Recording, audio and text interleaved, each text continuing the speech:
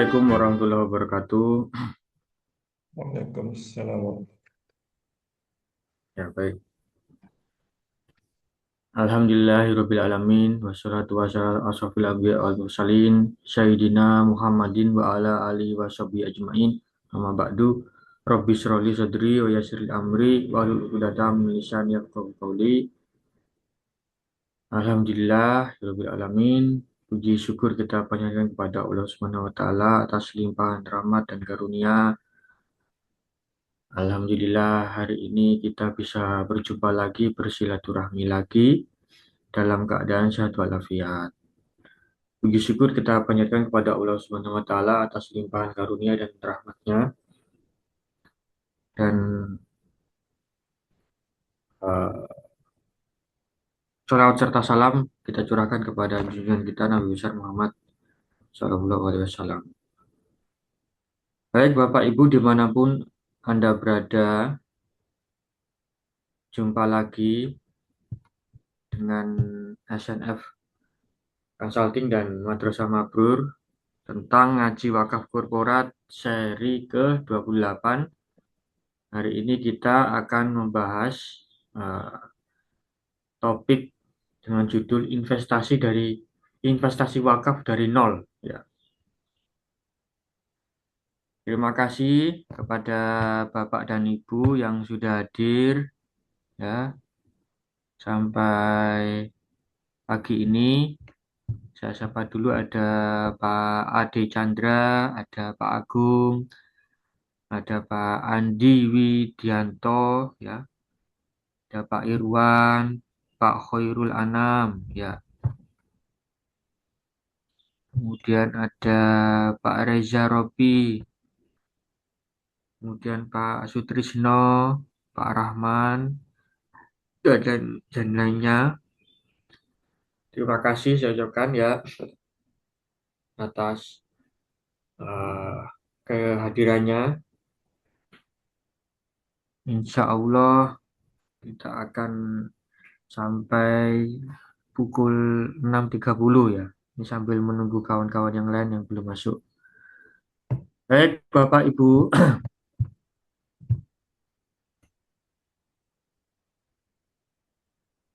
materi kali ini membahas tentang investasi wakaf dari nol. Yang sebelum-sebelumnya itu ya, kita sudah pernah membahas bagaimana bila investasi wakaf itu rugi ya. Kemudian juga eh, kita pernah membahas tentang sebaiknya nazir wakaf itu yayasan atau perkumpulan. Lalu ada juga yang kemarin bertanya bagaimana bila eh, berinvestasi pada secondary market, artinya langsung kita itu membeli saham di perusahaan-perusahaan yang sudah TBK melalui BI gitu ya.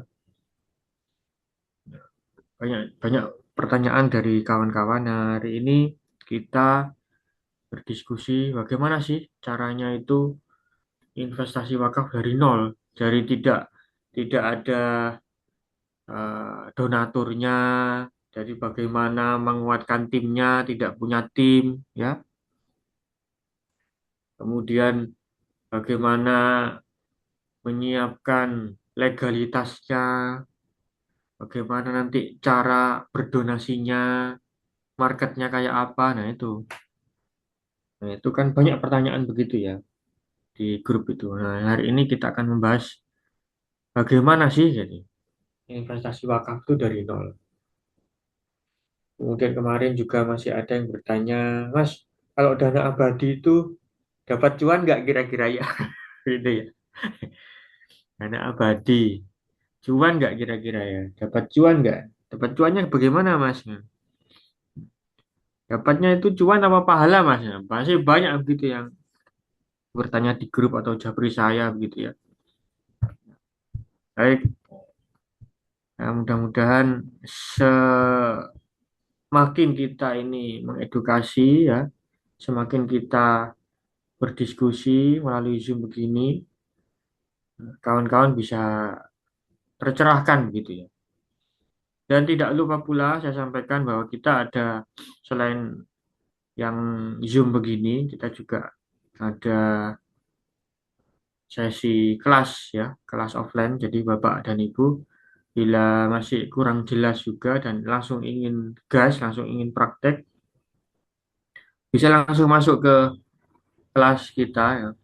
Di jadwal terdekat itu ada di Surabaya tanggal 22 23 Juni, kemudian ada di Jakarta nanti ada di tanggal 2 dan 3 Juli ya.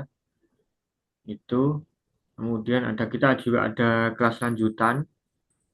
Kelas lanjutan itu di Yogyakarta namanya kelas Revenue and Profit Driver. Itu nanti tanggal 27 Juni. Jadi kenapa sih kok SNF ini bikin-bikin kelas? Sebenarnya SNF ini adalah kantor konsultan manajemen yang membantu perusahaan dalam membangun sistem manajemen ya yang tadi saya sampaikan itu dalam membangun legalitas yang tepat itu seperti apa dari sisi marketing, operasional, finance, dari sisi pajaknya, dari sisi legalitas badan usahanya, dari badan hukumnya, kemudian dari tata kelolanya, sesuai dengan prinsip-prinsip korporasi yang sudah diceritakan di kelas itu, namanya ada corporate life cycle, ada 8 tahapan, bagaimana sih sebuah perusahaan itu berjalan, seperti apa seharusnya sesuai dengan prinsip korporasi itu ada 8. Kemudian juga ada siklus yayasan. Kalau yayasannya itu seperti apa? Kalau tata kelola yayasan bagaimana? Nah, itu ada juga dibahas di dalam kelas itu. Yang seharusnya seperti apa yayasan itu? Bagaimana dengan perkumpulan? Semua kita bahas dalam sesi kelas offline itu. Jadi, kawan-kawan bisa, Bapak dan Ibu, bisa bertanya dan berdiskusi di dalam kelas dan untuk eh,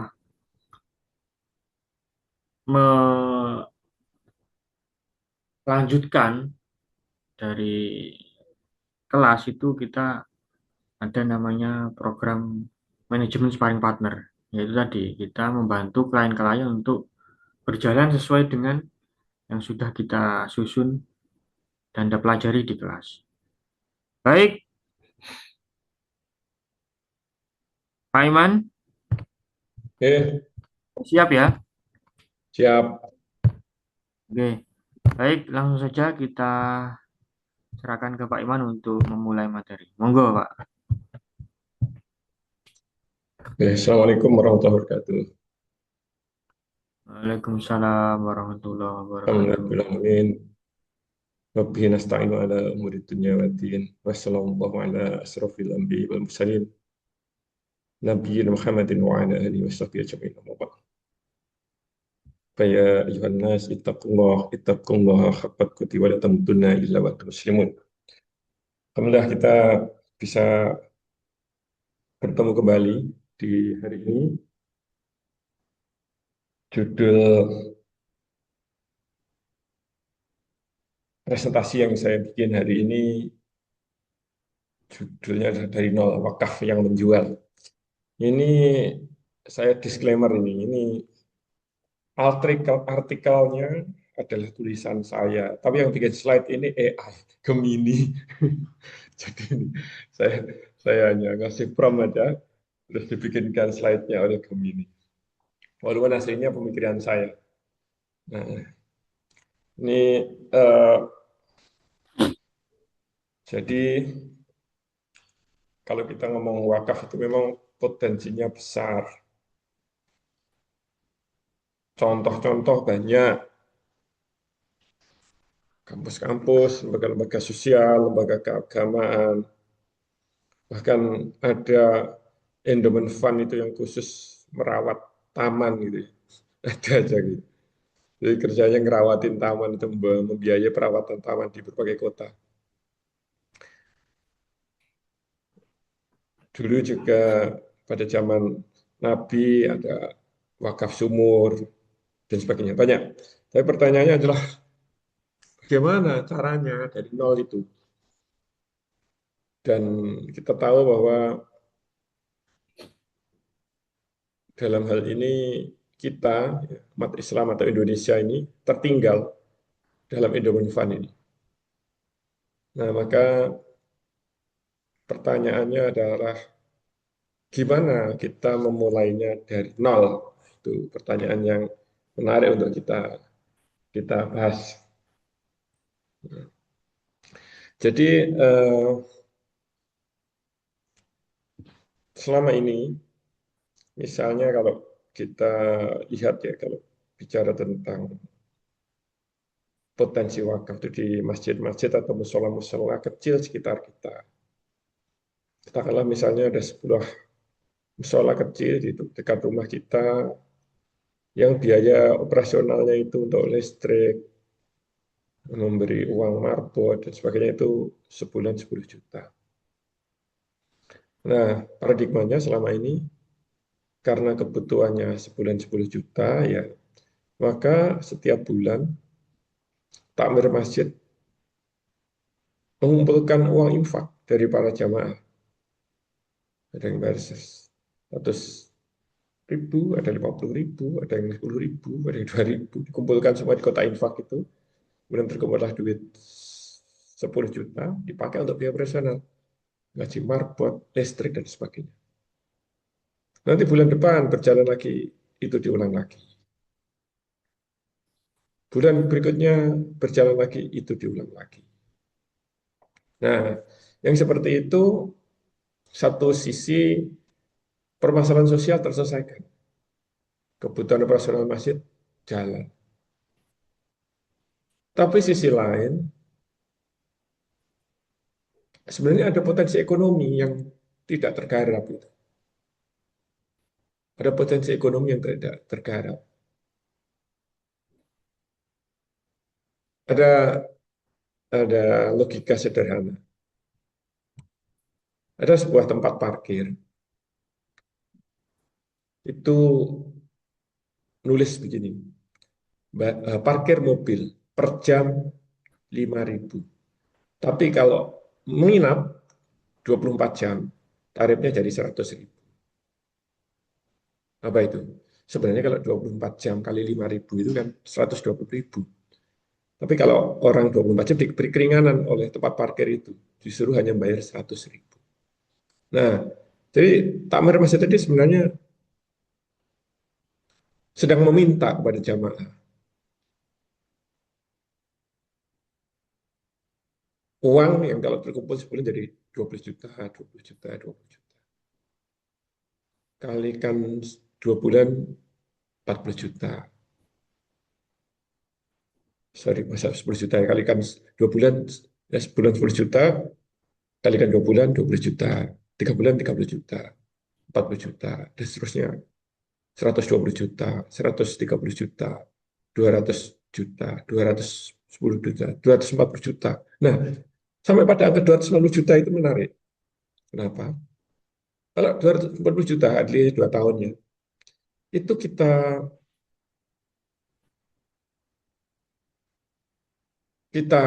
investasikan. Nah, investasi yang paling ada di bayangan masyarakat itu adalah deposito sama suku obligasi. Itu gampangannya setahun itu 6%, kurang lebih sekarang.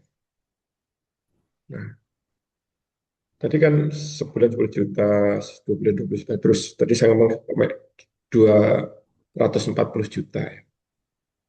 240 juta itu. Itu kalau diinvestasikan dapat duit berapa? 5% setahun, sorry, 6% setahun. Lanjutkan lagi 250 juta dan seterusnya. Nah, sampai suatu saat itu kalau kita jumlah, itu akan ada angka yang kalau diinvestasikan itu hasilnya sebulan 10 juta. Sebulan 10 juta itu setahun kan 120 juta. 120 juta itu, kalau ROI-nya 6%, itu butuh investasi berapa? Nah, saya hitungkan pakai kalkulator.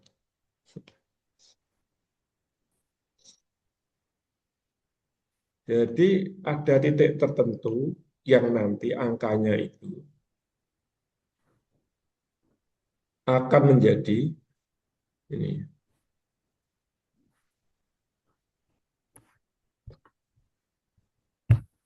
Jadi kebutuhannya adalah 120 juta kalikan 100 dibagi 6. Itu sama dengan 2 miliar. Jadi 10 juta, 10 juta, pada titik tertentu itu akan mencapai 2 miliar. Berapa 2 miliar itu? Nah, 2 miliar dibagi 120. Nah, itu adalah 16 tahun.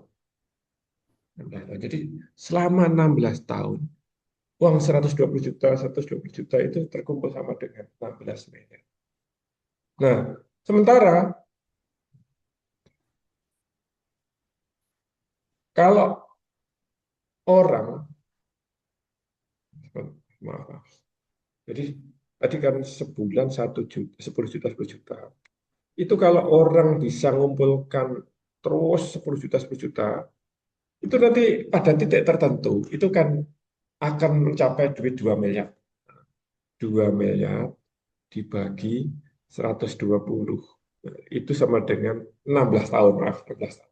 Selama 16 tahun aku terkumpul duit 2 miliar yang bisa dibelanjakan. Nah, sementara 2 miliar itu kalau diinvestasikan, yang paling sederhana itu suku. Itu tiap bulan akan menghasilkan 10 juta. Nah, maka kenapa nggak berpikir kayak tukang parkir tadi, apa namanya, pengelola parkir tadi. Udah pada para jamaah, daripada kita itu tiap bulan mengumpulkan duit 10 juta, 10 juta, 10 juta, kita agak kerja keras deh sekarang. Kerja keras gimana? Ayo kita kerja keras. Jangan mengumpulkan duit sebesar 10 juta per bulan, tapi kita mengumpulkan duit 2 miliar, tapi hanya sekali.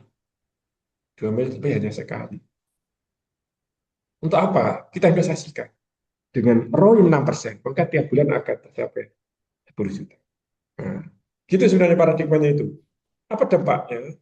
Maka ada duit aset sebesar 2 miliar. Nah, 2 miliar diinvestasikan. Ya, tadi saya sampaikan itu suku itu hanya untuk parkir sementara aja. Nanti akan ada investasi dengan portofolio yang baik seperti yang kita bicarakan sebelumnya. Gitu.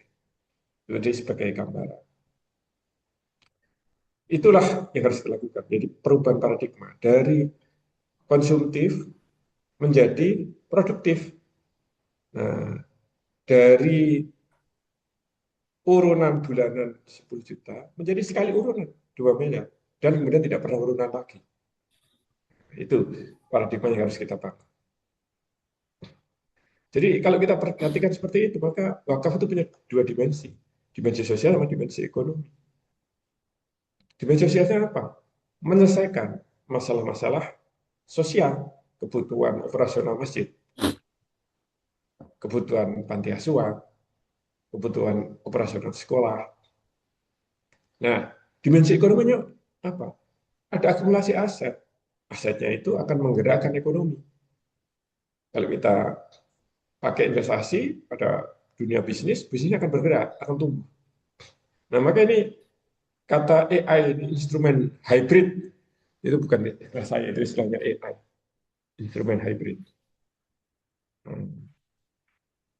Nah, di antara peluang-peluang itu adalah memunculkan korporasi besar dari masjid, korporasi kelas dunia dari masjid, memunculkan pemimpin-pemimpin bisnis besar dari masjid. Seperti kalau di Amerika memunculkan pemimpin besar bisnis dari gereja. Ya Bill Gates ini nggak bisa dilepaskan dari gereja karena pemegang sahamnya diantaranya adalah dana abadinya gereja. Bill Gates sendiri hanya store modal saat pendidikan. Microsoft itu sekitar senilai 10 juta rupiah kalau dalam uang rupiah sekarang ya. Tapi kemudian ada banyak lembaga-lembaga sosial, pendidikan, gereja yang berinvestasi di Microsoft sedemikian rupa sehingga Microsoft menjadi besar sekali seperti sekarang. Asetnya 9.600 triliun. Padahal kontribusi Bill Gates hanya eh, sekitar 10 juta. Nah, yang lainnya adalah investor, di antaranya adalah gereja. Nah, kita bisa kayak gitu. Karena kalau investasinya besar, mau nggak mau pengelolaannya harus bagus. Nah, begitu dikelola bagus, nanti akan muncul kebutuhan investasi dengan portofolio pada ekuitas, membesarkan perusahaan-perusahaan. Nah, dan kalau ini kita lakukan nanti, kalau ini dilakukan oleh lembaga pendidikan, nanti lembaga pendidikan itu akan terbebas dari fenomena lembaga pendidikan yang berkarakter transaksional. Apa itu pendidikan transaksional? Pendidikan yang gurunya dibayari oleh murid, yang ustadznya dibayari oleh santri, yang dosennya dibayari oleh mahasiswa. Nah, ini transaksional, ini kita hindari. Nah, bagaimana memulai dari nolnya? Nah, kalau tadi kan saya narasikan sebuah masjid yang kebutuhan operasional 10 juta. Itu mungkin orang akan segera berpikir, waduh, kita ini biasa cuma kumpulkan 10 juta, Pak, tiba-tiba harus mengumpulkan duit 2 miliar ini jauh sekali. Itu setara dengan mengumpulkan duit selama 16 tahun. Kita harus lakukan saat ini juga, itu berat. Nah, maka kita perlu mendekomposisi duit 10 juta itu menjadi komponen-komponen. 10 juta itu kan tidak unggul, dibayarkan hanya sekali. 10 juta itu terdiri dari bayar listrik, bayar air, beli alat kebersihan, bisyarahnya ustadz, terus gajinya marbot. Nah, maka kemudian kita bersama dekomposisi, cari yang kecil dan kelihatan. Misal, bayar listrik. Berapa bayar listriknya? Wah, sebulan ini 1 juta. Nah, maka yang tadi kita harus mengumpulkan duit 2 miliar untuk permulaan itu terlalu berat tadi. Kita kecilkan. Berapa yang harus kita kumpulkan? Nah, misalnya listrik. Listrik itu bulan 1 juta. Oh, kalau 1 juta itu setahun 12 juta. Oh, 12 juta itu berarti kita harus punya aset senilai 200 juta. Kalau 200 juta kita investasikan pada suku, nah, setiap bulan akan menghasilkan 1 juta. Nah, oke, mari Bapak-bapak, Ibu-ibu, ini Pak Amir ngomong gitu. Kalau 2 miliar terlalu berat, sudah kita mulai dari nyicil yang kecil aja. Apa itu? Biaya listrik. Jadi sekarang kita umumkan kita akan ada wakaf aset untuk biaya listrik. Berapa nilainya? 200 juta. Oke, 200 juta kita investasikan, kita kumpulkan, ada bayar 1 juta, dan bayar 100.000, yang 100.000, semua dikumpulkan sampai terkumpul duit. Bahkan mungkin kota infaknya yang semula masjid itu punya 3 kota infak, itu sekarang yang satu menjadi kota wakaf, yang dua jadi kota infak tetap. Nah, sehingga dalam waktu nggak terlalu lama terkumpul duit 200 juta, diinvestasikan cukup, maka sejak itu tiap bulan akan menerima imbal hasil senilai 1 juta, dan dengan demikian biaya listrik bebas. Nah, ini yang dimaksud. Jadi benefitnya itu yang jelas. Karena pada dasarnya orang itu tidak akan mengeluarkan duit kecuali dia mendapatkan benefit yang jelas, yang dia senang, yang benefitnya itu lebih besar daripada duit yang dia keluarkan. Nah, maka kepada para donatur kita bisa mengatakan, Bapak Ibu, inginkah Bapak Ibu, tidak inginkah Bapak Ibu itu berinfak, tapi nanti manfaatnya akan selamanya sampai hari kiamat. Apa itu? Berinfak untuk membiayai listriknya masjid kecil di dekat rumah kita itu. Nah, kumpulkan duit, nanti terkumpul 200 juta, maka biaya listrik selesai. Siapa pasar yang paling potensial? Yang paling potensial itu adalah orang-orang yang sudah biasa berinfak, yang biasa bayari tadi sebulan mungkin 500.000, 1 juta, itu adalah pasar potensial. Kenapa? Dia sudah tahu bahwa infak itu manfaatnya besar gitu, dunia akhirat gitu. Sehingga dia tidak perlu terlalu banyak diyakinkan. Nah, itu. Dan mereka didorong kalau semula itu sifatnya tidak jariah, menjadi jariah, jadi abadi. Nah, ketika seperti itu, maka harapannya wakaf tadi akan lebih menarik daripada infak. Lebih menarik mana? Membiayai listrik masjid sebulan atau membiayai listrik masjid selamanya. Nah, tentu lebih menarik selamanya bagi orang-orang yang biasa berinfak.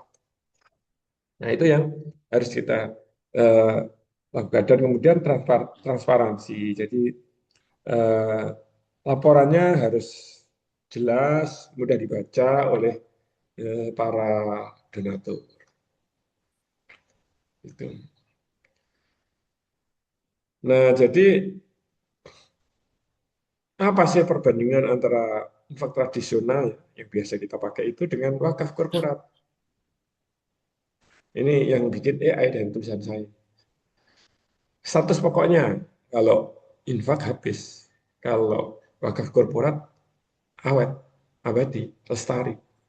Pemanfaatan, ini langsung. Kalau ini tidak hanya langsung. Jadi pemanfaatannya dua, penerimaan manfaatnya secara ekonomi gitu. Kalau secara sosial tetap masjid tadi, tapi secara ekonomi nanti akan ada perusahaan-perusahaan yang menerima duit investasi. Nah, itu menerima manfaat juga karena perusahaan-perusahaan itu biasanya kalau tumbuhnya pesat melakukan proses korporatisasi, dia pasti terus butuh duit. Nah, dan ini ada duit dari situ. Nah, kalau infak itu masjid atau sekolah akan terus tergantung pada donasi. Nah, tapi kalau wakaf pada titik tertentu tidak tergantung karena dia akan mengambil dari dividen, dari bagi hasil, dampak. Nah, kalau infak itu murni ekonomi, apa murni filantropi, charity. Tapi kalau wakaf itu akan menumbuhkan ekonomi, akan memacu pertumbuhan ekonomi itu artinya akan menguatkan sebuah bangsa karena akan meningkatkan PDB-nya negara itu. Nah, gitu. Nah, setelah tadi duitnya kan tadi kan ditaruh di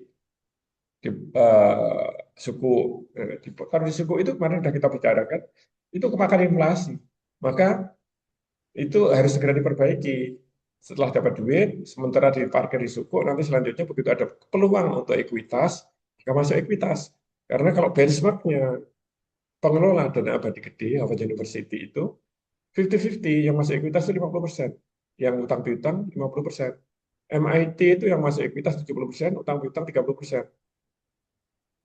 Kalau Stanford itu ekuitasnya 65%. Utang piutangnya sisanya yaitu 35%. Nah, masuknya dana wakaf ke ekuitas itu yang akan menumbuhkan nilai aset wakaf. Kalau masuk ke suku justru termakan inflasi, tapi kalau masuk ke wakaf ke ekuitas dia akan tumbuh. Nah, jadi kalau kita gambarkan ini AI yang bikin dari tulisan saya. Fase pertama ini bikin program tematik tadi. Eh, Misalnya tadi saya contohkan listrik. Nah, nanti kalau sudah setelah eh, listrik sudah lanjutkan lagi. Apa misalnya air, air sudah lanjutkan lagi gaji marbot, sudah kemudian lanjutkan lagi besarnya Ustadz, lanjutkan lagi jadi biaya operasional dan seterusnya. Lama-lama akan keseluruhan. Nah, yang awal tadi dimasukkan ya, fase 2 itu dimasukkan ke sifatnya parkir sementara tadi ke suku obligasi. Tapi nanti setelah itu harus masuk ke ekuitas. Nah, nanti pada titik tertentu akan jadi eh, portofolio ideal. Kalau ikut Harvard University ya 50-50. Kalau oh ini junnya ACR ikut Harvard University 50-50. Nah, seperti itu sudah ideal. Nanti akan tumbuh aset wakaf itu. Nah, kemudian ini nanti akan memunculkan manajemen aset yang profesional. Ya, dimulai dari kecil, lama-lama si pengelola, si Nazir tadi, tak ambil masjid, lama-lama ngerti juga itu manajemen aset. Jadi nanti secara tidak langsung di umat Islam akan muncul banyak orang-orang yang ahli manajemen aset. Awalnya hanya dana kecil, tapi kalau dananya yang semula tadi cuma 200 juta, jadi 2 miliar, nanti jadi 8 miliar, jadi tumbuh lagi karena ada ekuitas, jadi 100 miliar. Dan lama-lama di kalangan Islam akan muncul banyak manajemen aset. Dan itu hikmahnya adalah dana ekuitas melimpah. Dan itu artinya apa? Terus yang bisa di Indonesia nanti kalau tumbuh gampang duitnya. Dia bisa menjadi korporasi sejati. Nah, dan nanti pertumbuhannya akan eksponensial kalau eh, kita bawa ke rentang waktu yang panjang. Itu Mas Firman, sudah cukup presentasi dari saya. Kita lanjut tanya jawab. Baik, Bapak Ibu, saya persilakan yang ingin bertanya atau beda pendapat, statementmu berbeda silakan. Izin Ustadz bertanya. Monggo. Bismillahirrahmanirrahim. Terima kasih Ustadz untuk penjelasannya. Saya secara prinsip memang sebenarnya perkenalkan saya Azwa. Saya member baru di grup yang ada di korporatisasi saat ini menjadi anggota Muhammadiyah cabang ranting untuk di Depok ya, di Pancoran Mas di Mampang. Izin saya bertanya, eh, banyak fakta-fakta yang tadi sudah disampaikan ya, khususnya terkait dengan Bill Gates, Stanford dengan endowment-nya dan sebagainya. Namun ketika di lapangan saat jadi ini sebetulnya bicara tentang lapangan ya, bahwa memang membayari masjid tiap bulan dengan membayari masjid listriknya selamanya ini kan memang dalam quote and quote terkesan lebih menarik yang selama-lamanya saja. Hanya memang perspektif khususnya di masyarakat kita dan mungkin saya pun juga berpendapat seperti itu bahwa kalau kita mau komparasi antara wakaf dan instrumen pembiayaan yang lain yang berupa zakat, infak, sedekah, ini kan memang ini apa namanya bahwa wakaf menarik jika samrohnya ini lebih banyak, ya kan? Karena kan samrohnya diambil dari kalau apa namanya bukan dari pokok saja, dari hasil saja, dari hasil lalu dibagi dan sebagainya. Lalu yang berikutnya kalau instrumen pembiayaan yang lain berupa ZIS tersebut kan diambilnya dari omset bukan dari profit. Nah, bagaimana cara kami, yang pertama saya pertanyaannya bagaimana cara kami tentu menyikapi fakta dan fenomena ini saja bahwa memang ZIS ini dalam tanda kutip prosentasenya diambil dari omset dan itu lebih besar ya 12,5 sampai 20, tapi wakaf ini relatif lebih kecil dan kita menunggu menunggu untuk profitnya. Itu yang pertama, bagaimana kami merespon fakta dan fenomena. Yang kedua, apa mungkin ada kayak semacam bukan shortcut tapi mungkin kayak semacam tips atau trik atau sifatnya sesuatu yang fundamental agar bisnis wakaf yang memang kita jalankan ini bisa bertumbuh secara eksponensial. Begitu Ustaz, izin, terima kasih. Mohon maaf kalau ada salah kata. Assalamualaikum warahmatullahi wabarakatuh. Waalaikumsalam. Terima kasih Pak Zubair dari Mampang tadi ya. Silakan, Pak Iman. Ya itu memang eh, betul itu. Jadi dalam kacamata para sosiopreneur, yaitu teman-teman yang berprofesi di bidang sosial, antara bekerja pada lembaga amil dibandingkan dengan bekerja pada lembaga nazir dalam terminologi undang-undang ya, itu lebih menguntungkan bekerja pada lembaga amil. Kenapa? Nah, ini saya punya punya apa namanya perbandingan. Sebentar saya bukakan. Jadi bekerja pada lembaga amil itu lebih menguntungkan. Eh,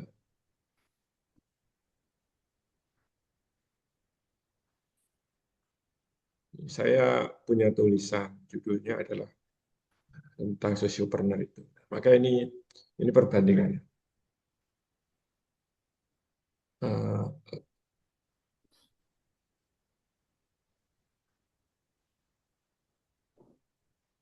apakah layar saya kelihatan? Tabel. Kelihatan saat kelihatan. Ini adalah perbandingan ya, antara zakat infak dan wakaf eh,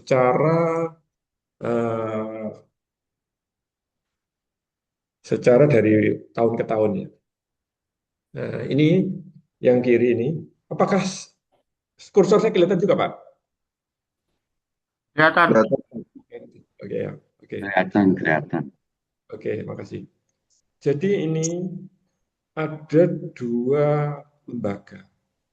Satunya itu mengelola zakat infak, yaitu Amin. Satunya mengelola wakaf. Di mana dua lembaga ini ukurannya sama. Nah, ukurannya sama, maka kemampuannya mengumpulkan duit dari masyarakat juga sama. Anggap aja dua-duanya mampu mengumpulkan setahun itu 100. Dan dua-duanya biaya operasionalnya 12,5. Nah, lembaga amilnya mampu setahun mengumpulkan duit 100 dan biaya operasionalnya 12,5, gaji pegawai dan sebagainya. Sementara nazirnya juga mampu mengumpulkan duit 100, biaya operasionalnya 12,5. Nah, kalau kita proyeksikan dari tahun ke tahun akan jadi begini. Si amil nih mengumpulkan 100. Nah, haknya 12,5 langsung dipakai gaji pegawai dan sebagainya 12,5. Dan kemudian yang 87,5 langsung diberikan kepada para mustahik. Ini tahun pertama. Tahun kedua berulang lagi gitu. Itu terus kalau dilanjutkan, ya, kalau dilanjutkan terus sampai tahun ke-40 kondisinya nggak berubah. Mengumpulkan 100 dan haknya 12,5. Kemudian si mustahik dapat 87,5. Ini kita misalnya tanpa melihat inflasi. Itu kalau zakat infak alias amin. Bagaimana kalau nazir? Tahun pertama mengumpulkan 100, diinvestasikan. Karena baru ditaruh ya nggak dapat apa-apa. Maka hasil investasinya nol. Dan dengan demikian maka hak nasirnya juga nol. Padahal biaya operasinya 12,5, maka dia minus, defisit 12,5. Nah, kemudian mau kefalenya nol, nggak dapat apa-apa juga. Jadi masyarakat harus, para duafa harus pensiun, ya harus apa puasa sama. Itu tahun pertama. Tahun kedua, duit yang diinvestasikan pada tahun pertama 100 tadi sudah menghasilkan 10. Nggak aja ROI-nya 10% setahunnya. Nah, sementara dia mengumpulkan lagi 200. Nah, 10 ini akan menjadi haknya nazir 1. Mau kof ilainya dapat 9.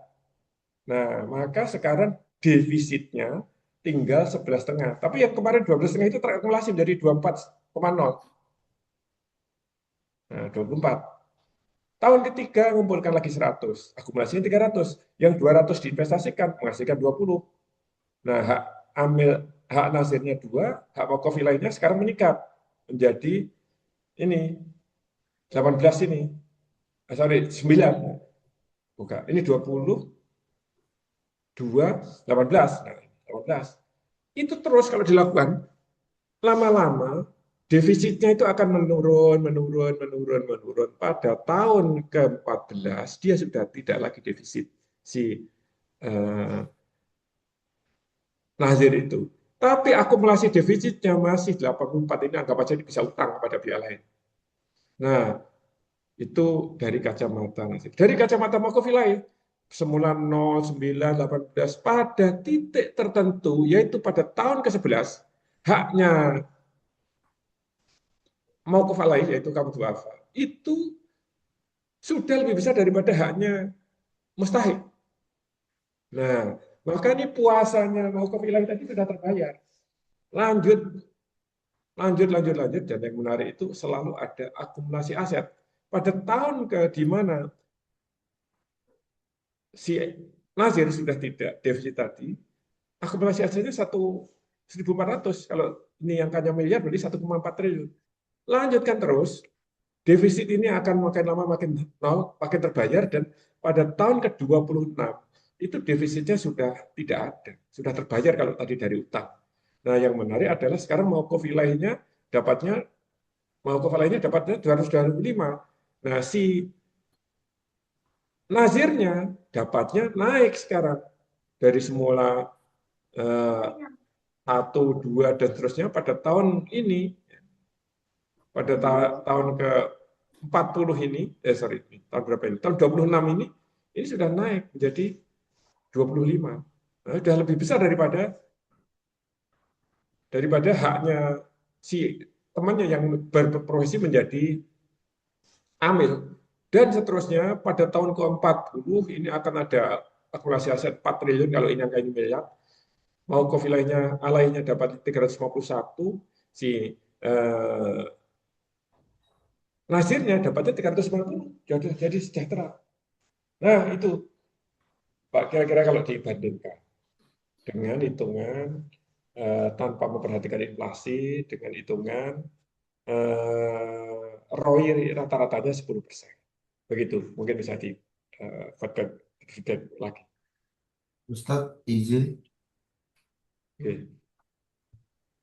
Oke, terima kasih. Ustadz izin berarti kita bisa menyimpulkan bahwa instrumen wakaf ini adalah instrumen jangka panjang yang bisa bertumbuh secara eksponensial dibanding dengan instrumen pembiayaan yang lain. Misalnya aja memang butuh waktu, habis itu butuh konsistensi dan ya memang untung terus gitu saja. Ya.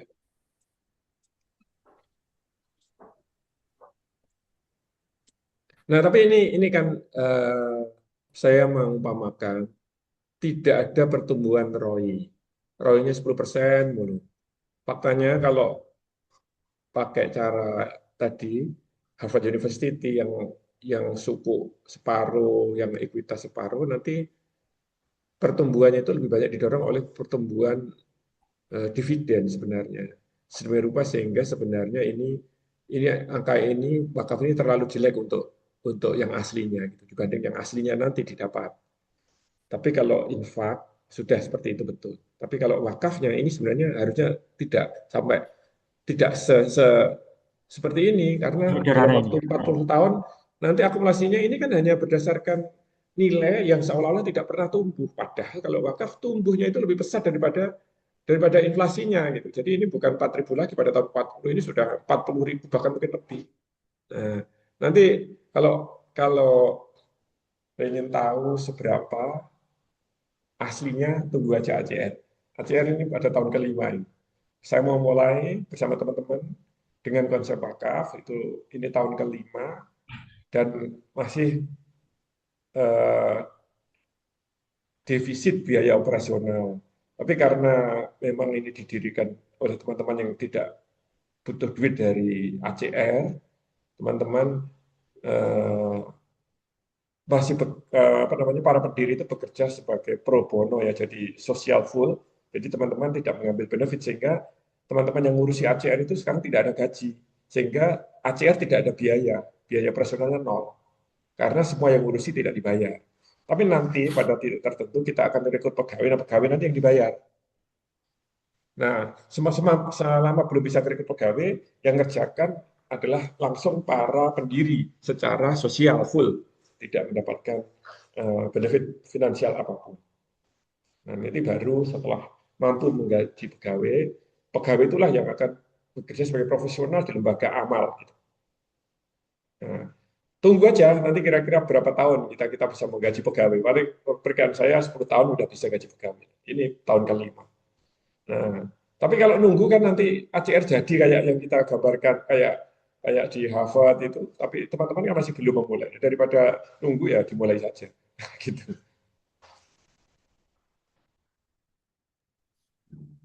Ya, karena Masih. mulainya sekarang sama tahun depan ya duluan yang sekarang Pak ya Ya. benefitnya. Baik, yang lainnya silakan. Ya, mohon izin. Assalamualaikum warahmatullahi wabarakatuh. Waalaikumsalam. Selamat pagi, Cak Iman, Mas Udan, dan ini Cak Komen kalau itu hadir nggih. so- Nggih. Cak Udan Mabrur hadir nggih, Cak Firman. Nggak ada, lagi Oh, enggak ada. Oke. zikir kali. Belum selesai Siap. zikirnya tadi katanya. Nggih, nggih. Ya, mohon izin saya to the point. Kemarin soalnya lagi disapa beliau pas di Sorong itu. Mohon izin ini Cak Iman. Kalau saya melihat dalam tanda petik simulasi yang jenengan buat tadi kan ini nggih, Cak. Maksudnya nampak ideal. Nah, pertanyaannya kan begini. Kalau sekarang kan jenengan kan mendirikan ACR. Nah, kenapa waktu itu kok tidak semacam apa ya, Cak? Semacam lembaga finansial, aset manajemen group atau semacam perusahaan investasi begitu ya. Nah, yang mana itu kan juga bisa, Cak. Entah nanti peruntukannya untuk sosial atau untuk eh, apa namanya non sosial ya, seperti lembaga profit begitu. Nanti terlepas mau diarahkan ke sosial atau bagaimana kan persoalan ya ketika akad awal dengan pendirinya. Nah, sehingga simulasi yang jenengan sampaikan ini itu istilahnya tidak hanya simulasi di dalam kertas, Cak, tapi bisa diwujudkan dalam apa ya istilahnya? Dalam kenyataan ngoten maksud saya, Cak Iman. Nah, itu apa nggih, Cak? Istilahnya alasannya begitu maksud saya. Nah, kenapa nggak langsung aja mendirikan aset management group atau investment banker begitu nggih jenengan? Karena kalau saya melihat jenengan kan secara kompetensi ke situ kan ada begitu. Nah, itu sih, Cak. Matur nuwun. Assalamualaikum. Jadi salah satu kebutuhan penting di dunia, di masyarakat itu adalah menghindari yang namanya konflik of interest. Dulu para pendiri bangsa ini memberi contoh itu bagus sekali. Tidak ada para founding father negeri ini itu yang pebisnis. Karena kalau pebisnis, merangkap jadi pejabat publik itu pasti akan ada konflik of interest. Saya setuju dengan opini Pak Mahfud menanggapi uh, Nadiem Makarim ini. Pak Mahfud kurang lebih ngomong begini, memang betul, Nadiem itu orangnya bersih, saya tahu itu. Saya yakin orangnya bersih, ya, nggak ada apa-apa. Tapi ada konflik of interest di situ. Nah, konflik itu yang bikin kacau. Maka Pak Mahfud dalam kasus Nadiem Makarim ini mengatakan bahwa kemungkinan itu sehingga jaksa tetap ngotot untuk memberi hukuman besar karena di situ ada konflik of interest, ada mens rea dia yang sifatnya konflik of interest. Nah, kenapa kok saya sebagai pendirinya SNF dan menjadi konsultan di SNF tidak mendirikan perusahaan aset manajemen? Kalau mendirikan kayak begitu, nanti akan ada konflik of interest. Nah, itu yang dihindari. Jadi nanti ketika ada kepentingan-kepentingan yang sifatnya menguntungkan diri saya pribadi sebagai uh, manajer investasi, saran kepada klien atau opini di publik jadi tidak bebas dari konflik of interest. Nah, saya juga belajar para pendirinya perusahaan konsultan kayak McKinsey, kayak BCG itu tidak juga merangkap menjadi kayak Larry Fink sebagai pendirinya BlackRock. Jadi bagi peran. Larry Fink tidak menjadi konsultan, dia menjadi perusahaan aset manajemen dengan BlackRock-nya. Sementara McKinsey dengan konsultannya. Nah, ambil peran satu aja. Saya berperan di bidang konsultan. Nah, tapi Saya butuh sosial, semua orang pasti punya aktivitas sosial. Nah, sebagai orang yang memang butuh aktivitas sosial, saya mencurahkan aktivitas sosial saya sesuai dengan bidang keilmuan yang saya miliki di ACR sebagai endowment fund. Nah, di ACR, para anggota, para pengurus, para pendiri tidak punya kepentingan ekonomi. Dia murni kepentingannya kepentingan sosial untuk merawat atau menyekolahkan adik-adik. Nah, gitu Cak Lisa, supaya tidak ada konflik of interest, karena konflik of interest itu penyakit. Penyakit yang oleh masyarakat Indonesia hari ini tidak disadari. Kalau dulu awal-awal negeri ini, para founding father ngerti konflik of interest itu bahaya. Kalau sekarang malah para pelaku bisnis didorong untuk masuk politik.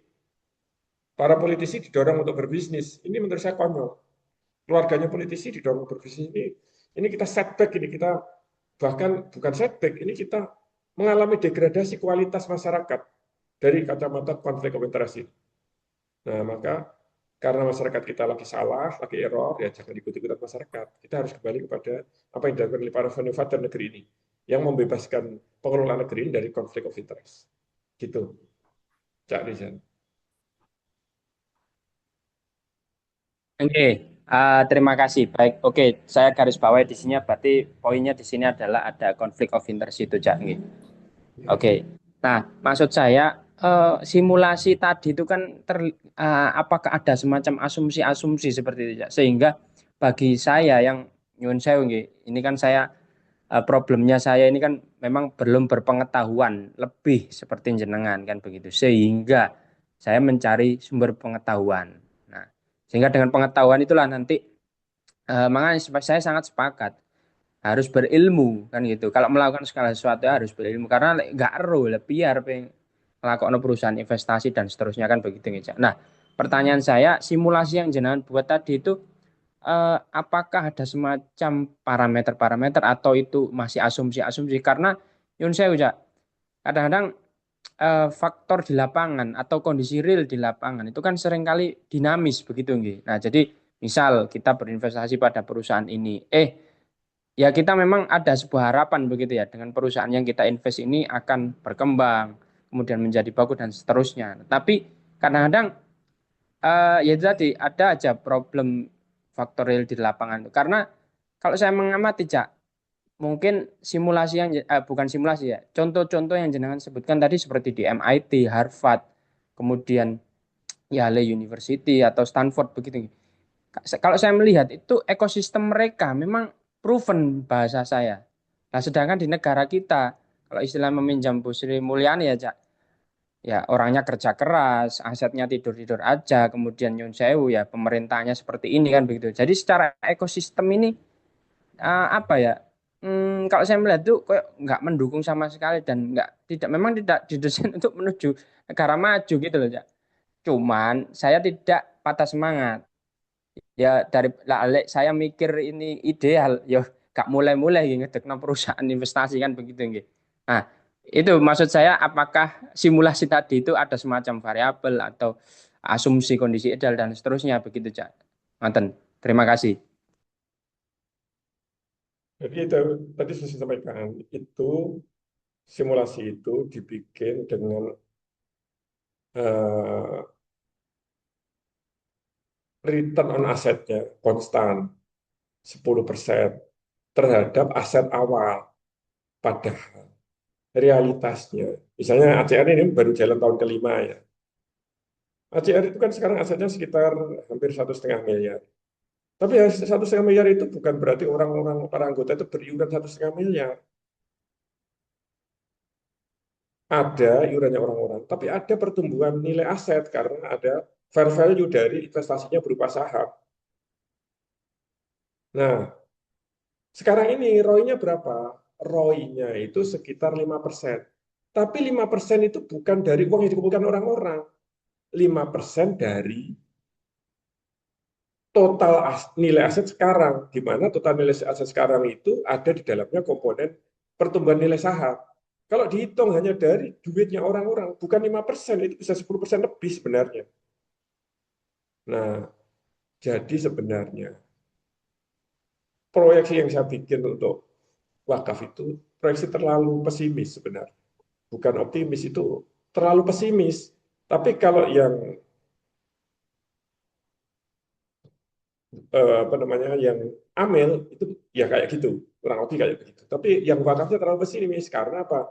Tidak memperhitungkan capital gain dalam berinvestasi. Padahal investasi itu kalau portofolio betul ada capital gain. Nah, terus tadi, lu kan Indonesia ekosistemnya tidak bagus, tidak seperti Amerika. Pertanyaannya itu kan begini. Terus siapa yang nyuruh sampean itu hanya berinvestasi dan berbisnis hanya di Indonesia? Kan nggak ada. Quran kan wa ma arsalnaka illa rahmatan lil alamin. Kamu itu tidak disuruh kecuali untuk berinvestasi dan berbisnis di seluruh dunia. Siapa yang nyuruh kamu hanya di Indonesia? Kan nggak ada juga. Ngapain nggak mempertahankan hanya berinvestasi berbisnis di Indonesia? Aman ikut siapa? Ikut Quran apa enggak? Kalau ikut Quran enggak boleh berbisnis hanya di Indonesia itu. Berinvestasi hanya di Indonesia itu enggak boleh. Karena wa ma arsalnaka illa rahmatan lil alamin. Gitu dari saya. Oh, baik. Waduh, berarti jeneng PT ini keliru Mr. Bowie. Kudune gak Nuswantara tapi internationality gitu kudune iki.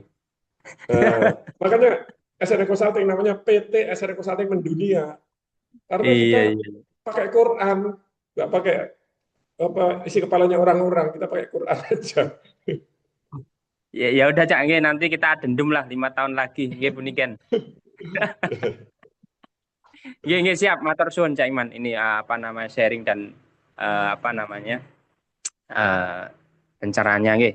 Mungkin itu saja dari saya. Nggih, Assalamualaikum. Waalaikumsalam. Waalaikumsalam warahmatullahi wabarakatuh. Terima kasih, Cak Ahmad. Silakan yang Assalamualaikum. lainnya. Waalaikumsalam. Izin Pak, boleh saya bertanya? Ya, silakan. Silakan perkenalan Salam dulu kenal, mungkin. salam Ya, silaturahmi Pak Iman. Ya, terima Saya, kasih. ya saya Rikma dari Cianjur Pak. silakan Ibu. Ya, Tarik Pak, silakan. ya. Pak Iman, saya tertarik untuk belajar tentang wakaf dari nol. Kebetulan saya kemarin melakukan transaksi pembelian tanah. Kemudian pada saat setelah transaksi, ternyata diketahui bahwa tanah tersebut sudah diwakafkan oleh pemiliknya. Tadinya mungkin dia berniat mewakafkan di bawah tangan untuk sebuah yayasan.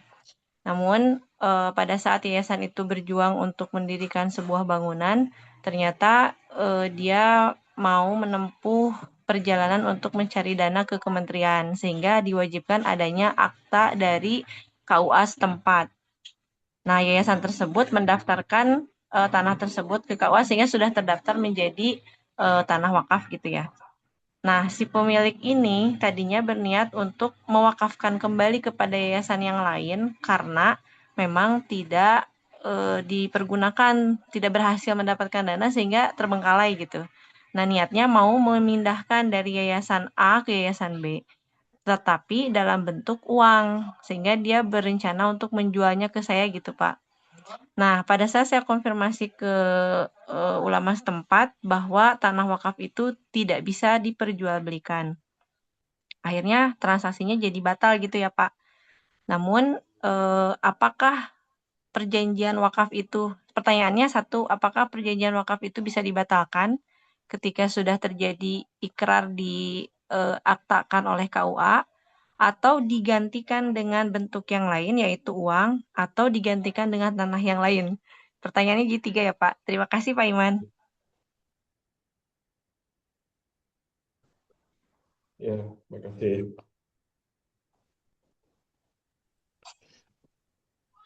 Jadi Silakan. begini, tanah wakaf itu memang secara aturan tidak bisa dijual ya, tidak bisa dijual. Secara hukum juga tidak bisa dijual kalau tanahnya sudah bersertifikat wakaf. Nah, tapi belum tentu yang disebut tanah wakaf itu bersertifikat wakaf. Jadi misalnya begini, ada orang punya tanah. Dia mengatakan, saya mau mewakafkan ke Muhammadiyah, mewakaf tanah ke Muhammadiyah. Nah, Muhammadiyah itu, dia kalau tanah itu statusnya tanah wakaf, ya secara legal tanah wakaf, maka dia tidak bisa melakukan apa-apa. Ya sudah, dibiarkan aja tanah. Padahal untuk bisa memanfaatkannya kan butuh, katakanlah misalnya duit untuk bangun. Nah, duit untuk bangun itu dari mana? Kalau nggak ada duit yang untuk bangun, ya nggak bisa bermanfaat.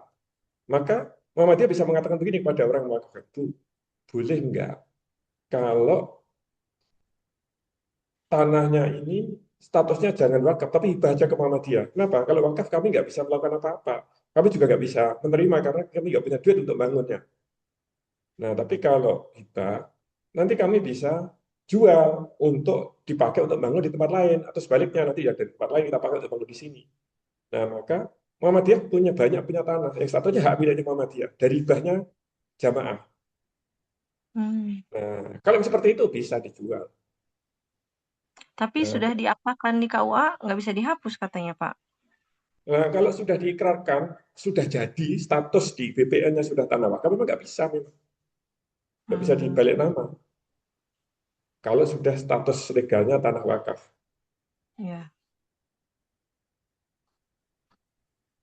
Lalu solusinya kalau misalnya seperti itu, dia tuh akhirnya gini, Pak.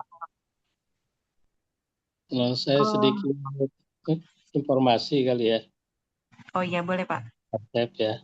Kalau tidak salah di PP peraturan pemerintah terkait dengan wakaf gitu ya. Kalau nggak salah itu ada kemungkinan untuk dialihkan gitu ya. Oh, oke. Tetapi itu harus persetujuan dari BWI kalau nggak salah. Iya, Badan masih bisa tapi panjang Pak ceritanya. dengan persyaratan-persyaratan yang sudah ditentukan gitu. Maksud saya di ketentuan yang ada gitu ya itu dibuka gitu ya, tetapi dengan persyaratan-persyaratan yang harus dipenuhi gitu ya. Itu aja sih masukannya. Oke. Oke. Di undang-undangnya ada gitu ya, Pak ya? Ya, di undang-undang dan dijelaskannya di PP, di peraturan pemerintah. Oke. Ada, plus peraturan di BWI ada. Ya. Terima kasih. Terima kasih, Pak Asep. Nah, selanjutnya Pak Iman, kalau seandainya tadi bisa gitu ya dirubah, berarti tahapannya kita mengurusi itu dulu.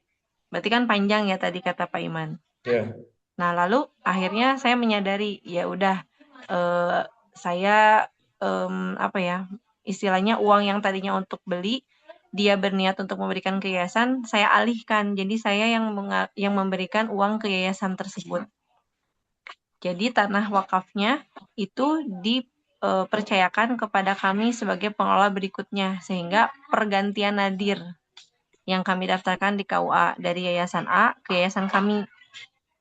Nah, tetapi ada kekhawatiran di kemudian hari bahwa yayasan tersebut atau keluarga itu akan menggugat karena pertama dia mewakafkan itu niatnya untuk pendidikan, tetapi saya akan menggunakan wakaf tersebut, tanah tersebut untuk wakaf produktif membangun usaha saya, yaitu industri gula aren. Nah, pewakafnya mengizinkan untuk mengganti ketika pergantian nadir, itu juga disertai dengan penggantian tujuan yang awalnya untuk pendidikan menjadi wakaf produktif untuk dibuat pabrik gitu. Nah, apakah itu boleh secara syariat? Lalu peraturannya seperti apa? Ya, jadi kalau kita baca datanya BWI, saya pernah baca datanya itu, tanah wakaf di Indonesia itu ada sekitar 42.000 hektar. Banyak ya. Nah, dari 42.000 hektar itu, yang sudah terdaya gunakan itu baru sekitar 10%. Yang lainnya itu masih belum terdaya gunakan. Nah, artinya apa? Artinya adalah bahwa wakaf tanah itu sudah berlebih. Maka yang kita sosialisasikan di forum-forum kita seperti ini bukan wakaf tanah, tapi wakaf berupa aset non tanah. Kalaupun tanah diubah dulu menjadi, jadi misalnya kayak ACR, kalau ada orang berwakaf tanah, akan kita sampaikan, kita kalau tanah nggak produktif, nggak bisa mendaya gunakannya. Nah, kalau tanah lebih baik dijual dulu, baru kita investasikan ke skema yang bagus, supaya bisa digunakan gunakan untuk menghasilkan sesuatu yang bermanfaat. Gitu.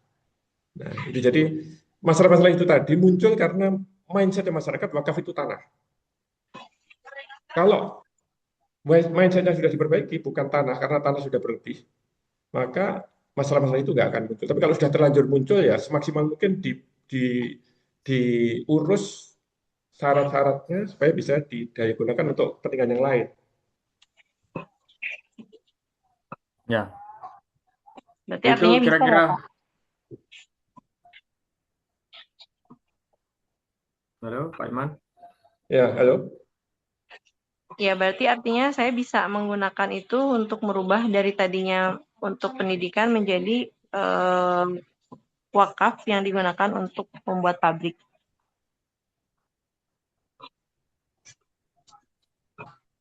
Iya, ya sepanjang itu diurus administrasinya, memang masih ada memungkinkan. Oke. Mohon ya Pak, Baik, kalau misalnya ada materi yang bisa saya pelajari untuk pembuatan administrasi wakaf dan informasi mengenai hal tersebut, mohon dikirim di chat ya Pak. Nah, kalau administrasi Bu, lebih baik tanyakan ke KUA setempat, yang dia pasti punya tata caranya. Kalau tata cara perubahan sih sudah Pak. Maksud saya pertanyaannya boleh mengganti atau tidaknya gitu. Boleh saya menjalankan untuk peruntukan itunya atau tidak, terus keamanan saya usaha ke depannya seperti apa gitu. coba nanti kita kan ada notaris Pak Iman. Coba nanti kita tanyakan Oh dengan iya, ya, boleh. tim dari notaris. Nanti Ibu bisa konsultasi atau bisa chat saya nanti. Kita bisa Oke, diskusi di dalam untuk kasus ini. Gitu ya, Bu Rikma. oke. Terima kasih Pak. Baik, ya.